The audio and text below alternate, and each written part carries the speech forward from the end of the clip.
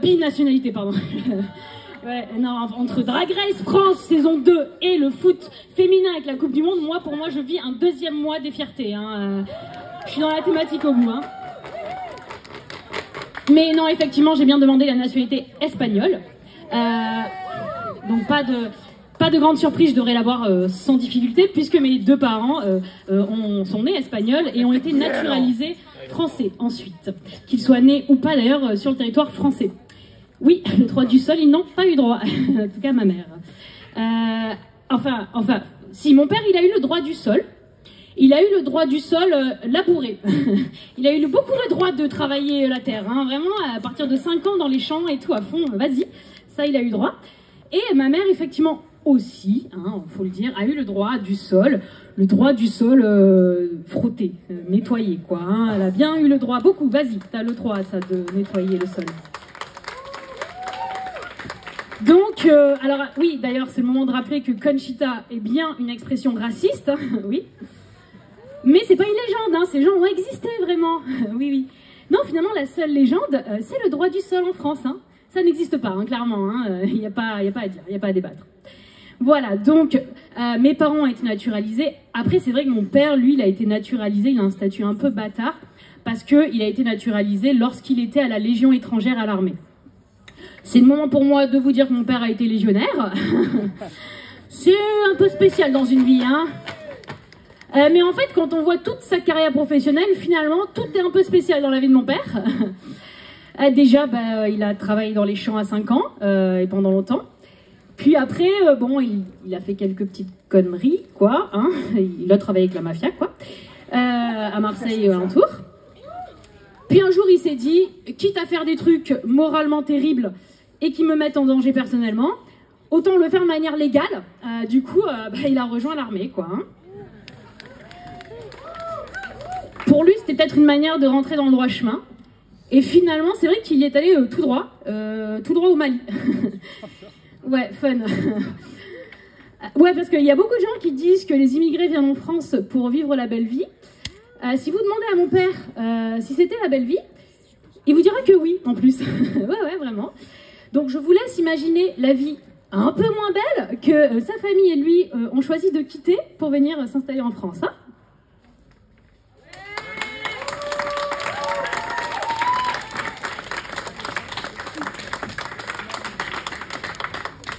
Donc je suis perdue. Là, il va falloir me soutenir, c'est rare. En plus, j'ai la pression.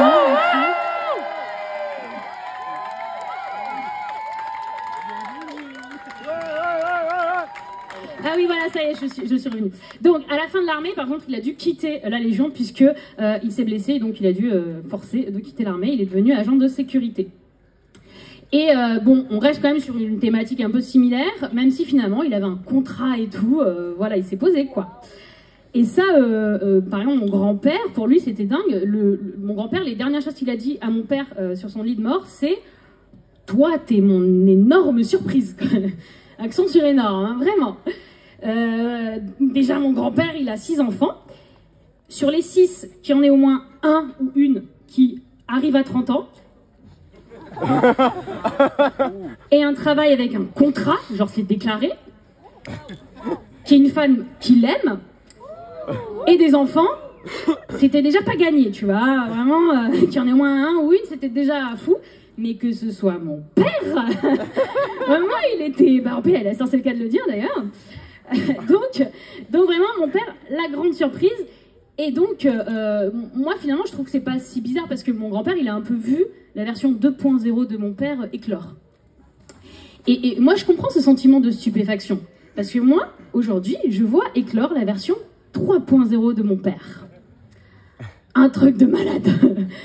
Déjà, le type se met à parler.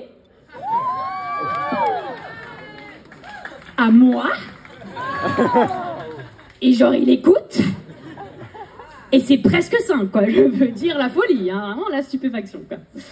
Non, parce que moi, quand même, je viens de la version 2.0. Hein, j'ai grandi avec cette version-là de mon père. Hein.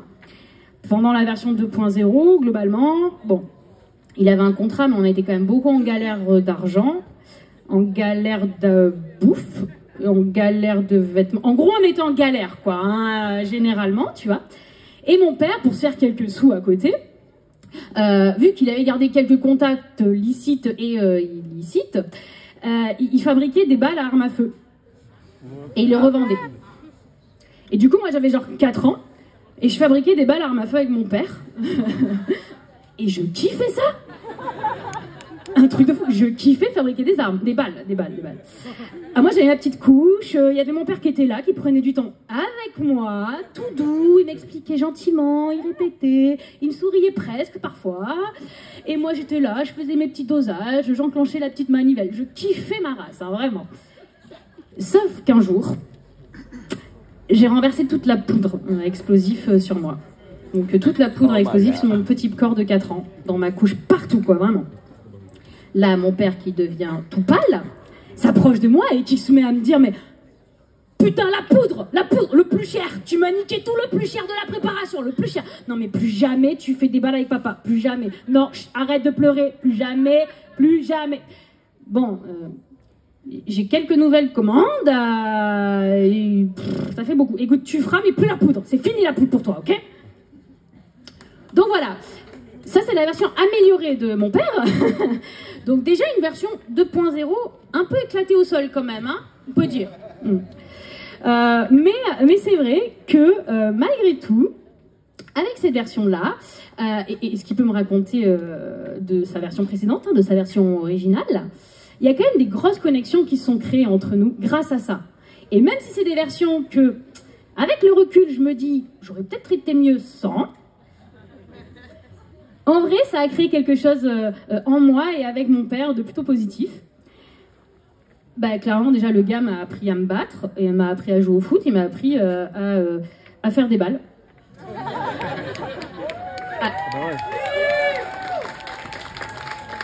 Ouais, je répète, le type a enseigné à une petite fille de 4 ans les armes à feu, le combat, le foot. Mon père, c'est un créateur de lesbiennes, en fait. Hein. Direct, cash. Il n'a pas hésité, il a tout donné. Hein. Bon, du coup, il m'a filé mon lesbianisme et quelques traumas. Hein. On va pas se cacher. Hein. Et en même temps, une lesbienne sans trauma. On n'y croit pas, hein, ça fait un peu fake quand même. Hein. Moi, je pense que le gars, il est juste allé au bout du projet. Tu vois, il a bien géré le truc jusqu'au bout. Ah ouais, non, c'est vrai que mon père, pour la majorité des hétérawok, il est au mieux un peu dérangeant, au pire méga toxique et problématique. Pour la commu, mon père est un héros. Hein,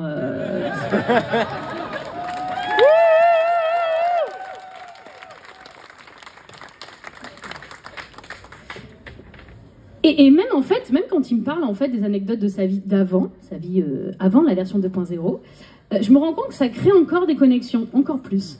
Parce que, notamment, il m'a raconté qu'il a travaillé pendant un certain temps dans un club gay d'Avignon, quand il était à la Mafia.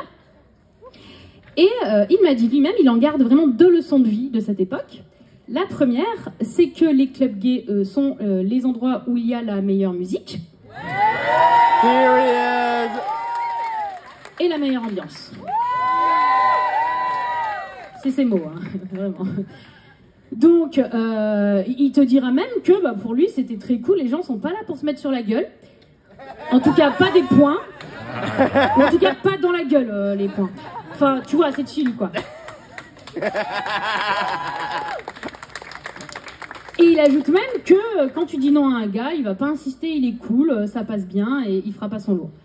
Alors, je pense que ce point-là, par contre, n'est pas si vrai. Je pense que c'est surtout lié au fait que mon père a une grosse gueule de tueur.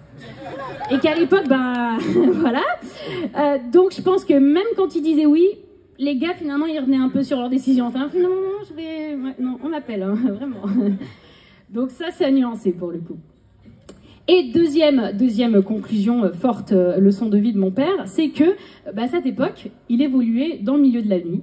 Donc il y avait des problématiques liées à la drogue, liées au travail du sexe, liées aux personnes immigrées avec et sans papier, aux personnes LGBT en général, les personnes trans notamment. Il y avait tout ce monde qui évoluait, certes dans des conditions très problématiques, mais qui finalement, il y avait une certaine normalité et ça désacralisait un peu tous les discours, je dirais, négatifs au sujet de la commune.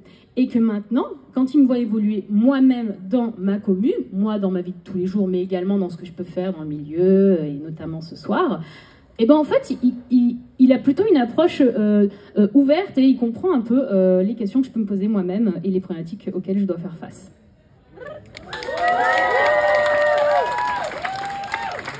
Là, j'ai pas de vanne. Il m'a dit ça un jour, j'ai pris, voilà, hein, ce vous donne, c'est gratuit. Donc, même si aujourd'hui, avec mon père, on connecte beaucoup plus, on communique beaucoup mieux, c'est vrai que moi, je ne saurais finalement jamais ce que c'est d'être immigré. Je ne saurais jamais ce que c'est d'être naturalisé. En fait, j'aurais jamais la connaissance profonde de ce que c'est tous ces statuts d'identité fragmentés. Et c'est ma tante qui dit, toujours, elle sera jamais vraiment française. Et elle a su très tôt, parce qu'elle a su à l'âge de 4 ans. Lundi soir, annonce de ma grand-mère.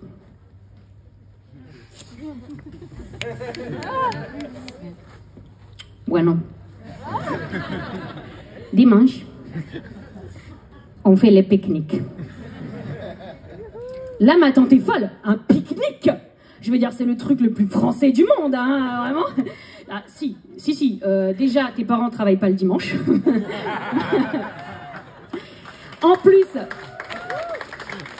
tes parents, ils travaillent pas et ils passent du temps avec toi. Et ils t'emmènent dans un petit endroit sympa. Ils mettent un petit tapis pour pas que tu salisses tes petites fesses. Ils t'ont cuisiné des bons petits plats. Et puis tu vas cueillir des jolies fleurs. Non, c'est vraiment un truc de français, hein. Clairement. Donc, là, ma tante se dit quoi? Bah ça y est, je suis française. C'est bon, ça y est, je suis française. C'est ok, nickel. Trop contente, tu vois, toute la semaine au taquet. Samedi soir, annonce de ma grand-mère. Bueno. Les pique-niques, c'est une cosa que se mérite. Là, ma tante apprend que pour aller pique-niquer, faut se lever tôt. Bah déjà, il fait trop chaud si t'arrives pile à midi, 13h, 14h, enfin tu vois. Donc il faut y aller tôt, prendre le temps de s'installer, visiter un peu les lieux. On est là pour profiter en famille, tu vois. Donc 5h du matin le dimanche, ma tante 4 ans, ses frères et sœurs aînés et plus jeunes se lèvent et partent avec leurs parents. Arrivés au champ, avec plein d'oliviers, à 6h du matin. Annonce de ma grand-mère. Bueno. Les pique-niques, c'est une cosa que se mérite. Là, ma tante apprend que bah, c'est dans longtemps le repas, hein, donc on est quand même là pour voir la nature, pour communiquer avec la nature, avec la famille, passer un petit peu de temps. On n'est pas juste là pour poser ses fesses et rien faire. Donc, on va aller cueillir quelques fleurs. Ma tante, 4 ans, se retrouve à aller ramasser des olives avec ses frères et sœurs jusqu'à 13h, en plein cagnard, au mois d'août, un dimanche. 13h. Pause. Pause repas.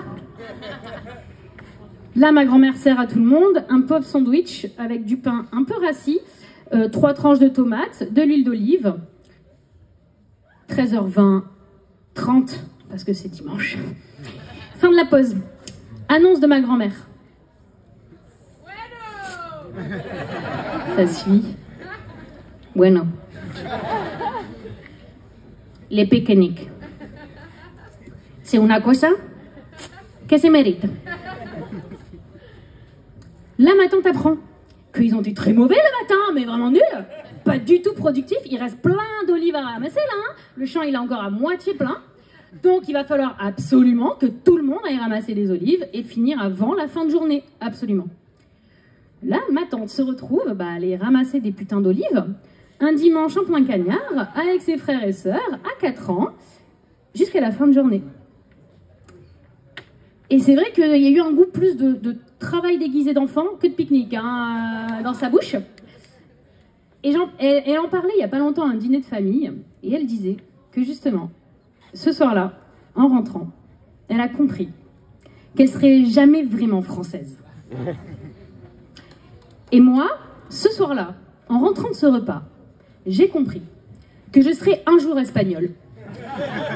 Même si pas vraiment. Hein. C'était Robin Dedin, merci.